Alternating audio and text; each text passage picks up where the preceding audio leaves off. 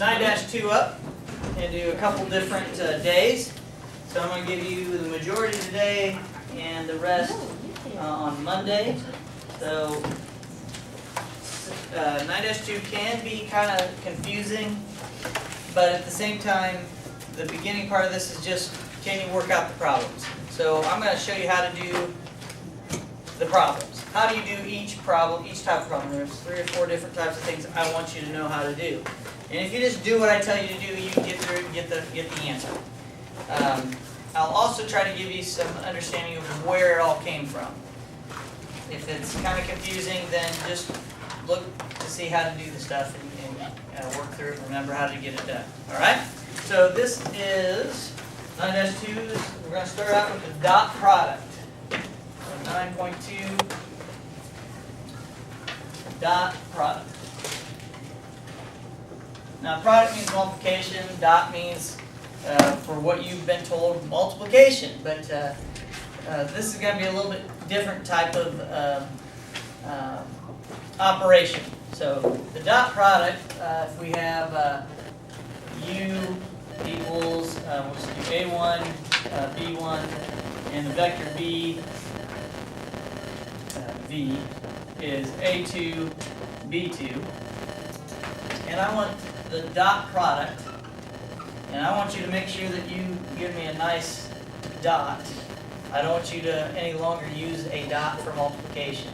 So if I said u times v, don't write it like this. You would say uv, right? So if I'm just saying multiplication, this is how I would write it. So from now on, I want you to make sure you differentiate between the multiplication and the dot product. So don't be using dots for multiplication. The dot product of u and v is this. I multiply the same entries together, the first entries. I add it to the multiplication of the second entries. That's the dot product. Pretty easy? Let's do an example so you can see what it is. I'll just use one of these. Let's do, I'll do just a basic one first. Example 1. This is not number 1 in the book. So let's just say u is the vector 2, 3, and v is the vector -1, -3. So the dot product of u and v is going to be the first entries multiplied together. 2 times -1 is -2. Plus the 3 times the -3. -9. -9. What does that give me? Oh, no. -11, yes. Alright, so it's a value that we're coming up with. It's not a vector. Okay? The vectors added together give me another vector. But the dot product gives me a value. Got it?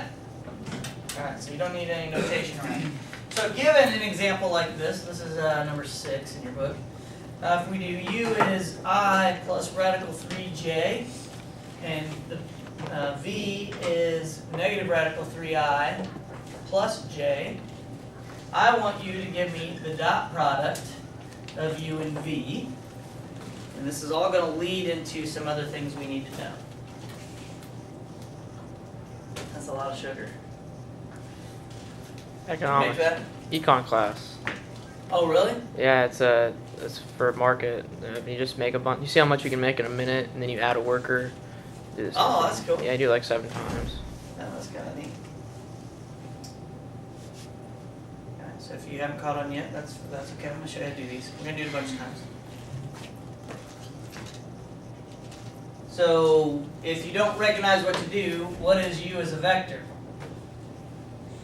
1 radical 3, and v as a vector is negative radical 3, 1. All right, so we just took the coefficients. Those are your vectors, okay? So multiply the first ones together. What's 1 times negative radical 3? Negative radical 3. Plus radical 3 times 1. Radical 3. What does that equal? 0. Yay! And all going to be 0. Would you not bring down the I and the J, or like if I brought No. down the I? Okay. No. Okay, and we can talk about that again another time. I want to draw this just to show you. I don't think you're going to be drawing any vectors today, but I'm going to use the illustrations to help you understand what's going on. If I draw this vector 1, and radical 3 is about 1.7. So that's vector u. Vector v is at negative radical 3, which is about negative 1.7 and 1. If I asked you what the angle was between those two vectors, if I told you you had to guess, what would you guess it would be? 90 degrees, right angle. And you'd be correct. If the dot product is equal to 0, it's perpendicular. The two vectors are perpendicular. We call this orthogonal. Okay? And that brings me to the next thing. How to find the angle. Find the angle between two vectors. Because that's important. Important to know the angle between two vectors. And learn everything we can about vectors. Okay? So let's use, let me get a good one here. We'll do a couple here for practice. So let's let u equal negative 6, 6, and v equal 1, negative 1. First of all, I want the dot product. So part A. I want the dot product of u and v. And then the second thing is I want the angle between them. I'm going to show you how to find that. So everybody do the first part. Dot product.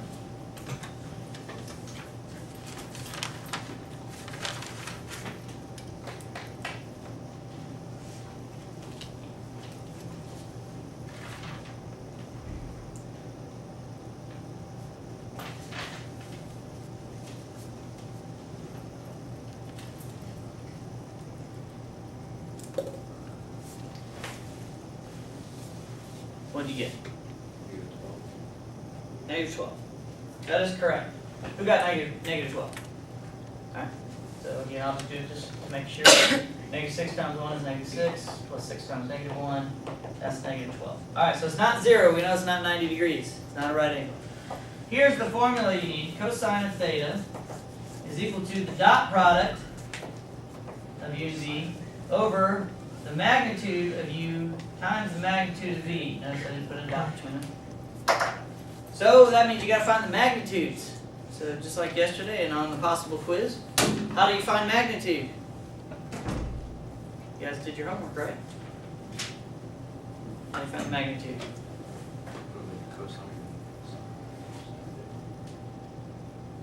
Magnitude.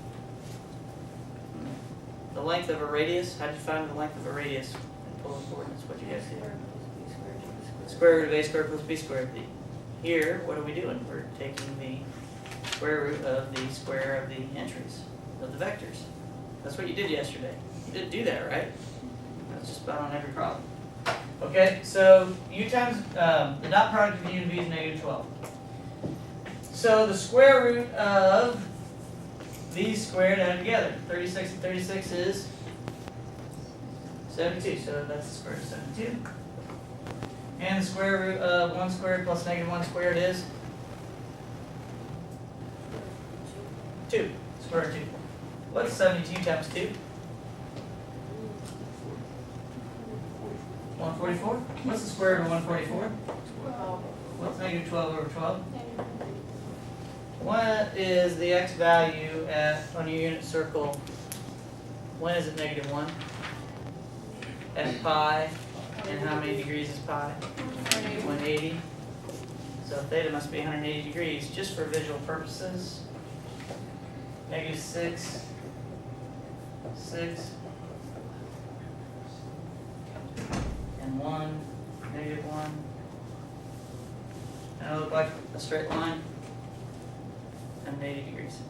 Alright, so let's do another one where it's not 90 or 180, where you're going to have to actually do a little more calculation. So this is number 10. Number 10, u is 2I plus j. V is 3I minus 2j. I want the dot product, and I want to know what beta is, what the degree is between the two vectors. So everybody figure that out. Dot product and the magnitudes. Gotta get those.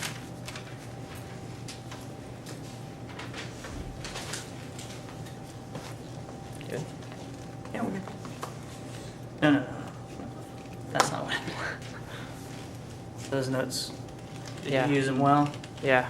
Okay, good.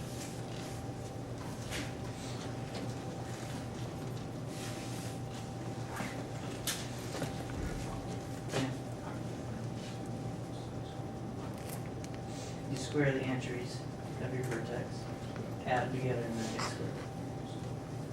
4 and 1. Yep.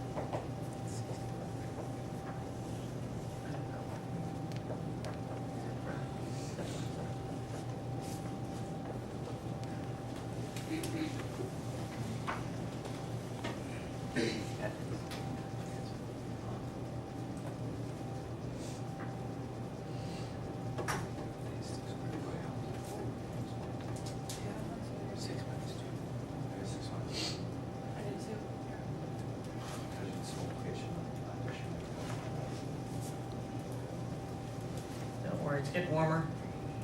Start wearing open-toe shoes and use your toes to count with. And then you'll be alright.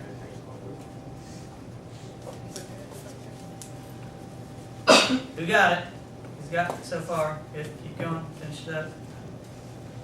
How do I get the degree given that fraction? Yes, inverse.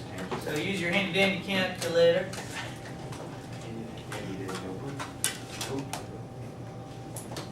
And tell me what you get. And I'll draw the vectors just so you can kind of see what it looks like. 60.25. There's vector u. V is at, I draw it right, 3, 2. And the degree between them, yes. 60, 60.3. Yeah. That's probably a little bit different than that, but it's close. Here's where you got the radicals from. The 5. Your magnitudes. Okay. Magnitude is the square root of the entries squared added together. So 4 plus 1 is 5. This is 9 plus 4 is 13. Okay. Remember, it's just, all you're doing is find the distance. And the entries, vector, the x value in the vector is the horizontal length, and the y value of the vector is the vertical length to get to what the vector looks like. Okay? And to get the length of the vector, this is a 90-degree, if this is your vector, all you have to do is make a 90-degree right triangle and use the Pythagorean theorem. So before we've had this as r, this is the length of x, of your horizontal length of the vector. This is the vertical length of the vector. Same thing with a and b, what we use for complex numbers. So how do I get r? The square root of a squared plus b squared, the square root of x squared plus y squared. The square root of these entries squared added together. Okay, so nothing's changed, just we're using different letters and stuff now. Different terminology. Good? All right, one more thing. So you can find the dot product, you can find magnitude, you can find the angle between the two, you can tell me if it's orthogonal, right? Orthogonal means your dot product is 0. Tell me the angle between the two vectors, and then this one. this is find the component of U onto V. Along V, I should say. Onto V, same type of thing. So here's a visual of what we're asking. If this is U, and we have V right here, the component of U onto V, the component of U, component is like your X and your Y. So that is the component of U on V. Now, obviously your vector isn't always going to be on the x-axis, but this is just a visualization of what we're trying to find here. The component of U onto V. So here's how they came up with it. And again, you don't have to regurgitate this stuff in the visual of it. You can just learn how to do the problem and be done with it. But the cosine of theta was equal to the dot product of U and V over the magnitude of U times the magnitude of V. If I multiply both sides by the magnitude of U, okay, what was this yesterday? You used this yesterday, didn't you? To find the components. U cosine of theta and U sine of theta. Remember doing that in your homework? Yes? Yes. Okay. Those were components. Well, isn't that the component? And what happens over here with that formula we just used? The magnitudes cancel. I'm left with this. The dot product of U and V over the magnitude of V.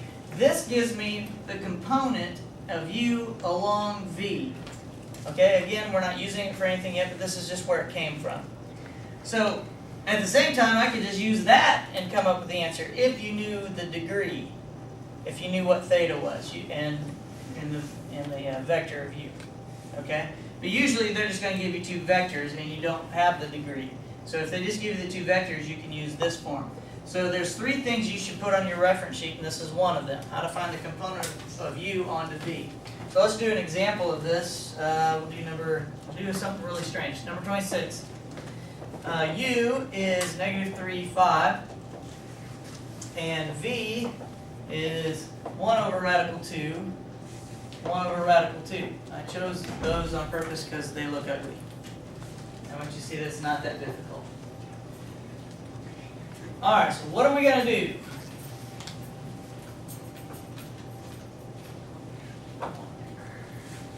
Well, the formula says the dot product, so everybody find the dot product.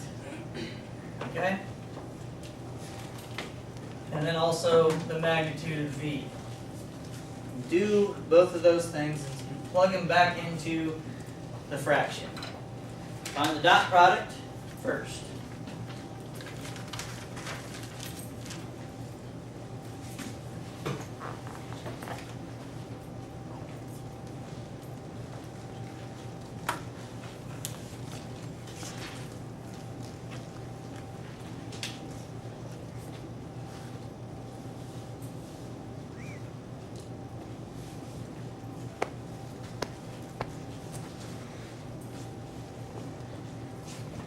Doesn't matter. Think ahead.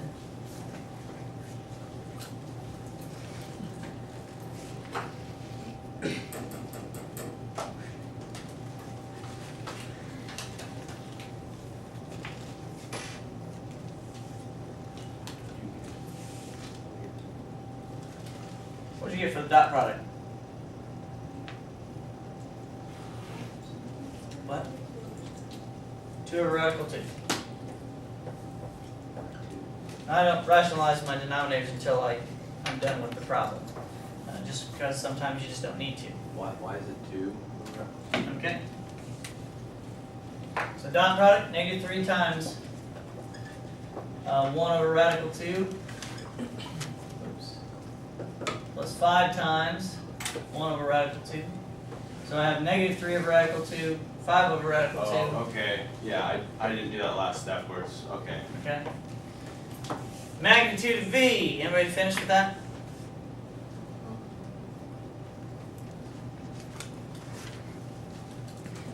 Find the magnitude. How you get the magnitude? Square root of the entries squared added together. So 1 over radical 2 squared. That's 1 over radical 2 squared. When you square a radical, what do you get? Just the number inside. So what is that? 1/2. 1/2. 1/2 plus 1/2. 1. The square root of 1. 1. Okay, so this is just 2 over radical 2. Now you can rationalize the denominator.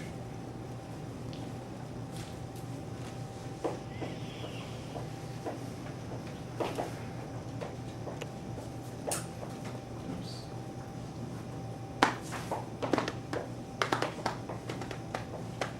Square root of 2.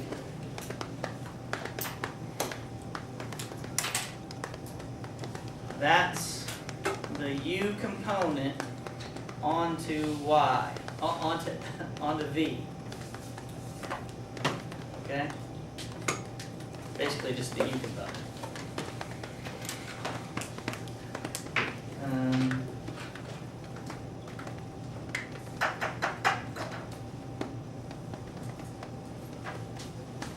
Let me see.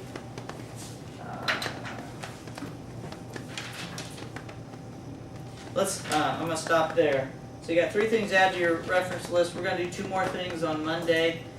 The next thing is a lot like this, and I don't want to confuse you, so we're going to do that next. So I'm not going to tell you about it until Monday. So your assignment today is going to be page 596,